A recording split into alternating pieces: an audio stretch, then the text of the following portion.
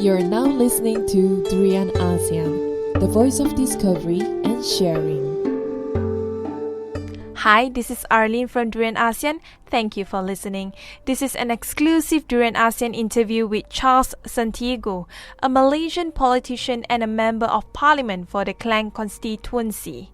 This is one of the 4-part interview regarding the Trans-Pacific Partnership, in which Malaysia is one of the member countries of the Mega Trade Deal. Recently, the Dewan Rakyat held a 2-day debate session with all members of parliament to discuss and vote on the ratification of the TPP agreement. Here's the interview.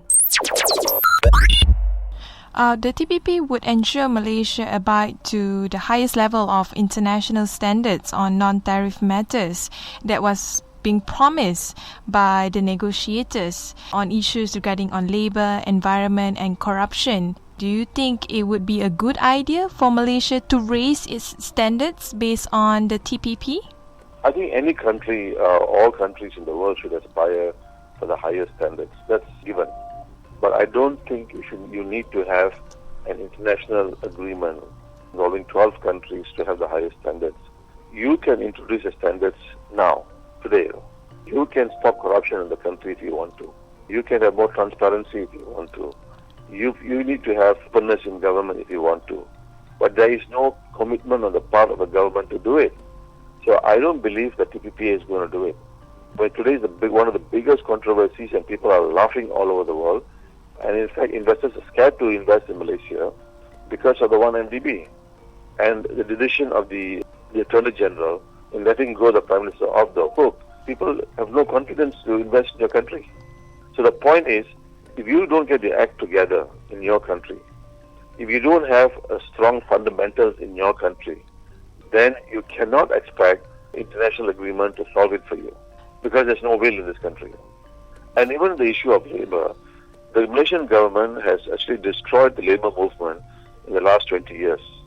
And therefore, supporting the Trans-Pacific Partnership Agreement, bringing it to the highest levels, comes as a surprise. And I'm actually convinced that it is the Americans who are pushing it, and nothing to do with Malaysian support for it. Malaysia has agreed with the Americans on the side agreement that the workers in Malaysia will be, migrant workers included, will be given the highest level of protection.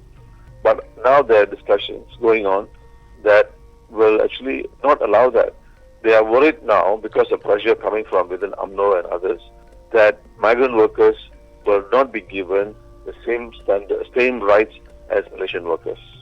But they've already agreed that to the Americans in the side letter. But when they come back to Malaysia, they're doing a different kind of a script. Therefore, it's a bit worrying where the whole thing is going to go. Whether the TPPA will go on is also another question. Because in the US, who is the driving force of this agreement, people are thinking about it quite differently. And they might not get an agreement in the US. And see, we are rushing it, right? We are rushing it, having a debate in January. Well, the Americans will possibly have their debate end of the year.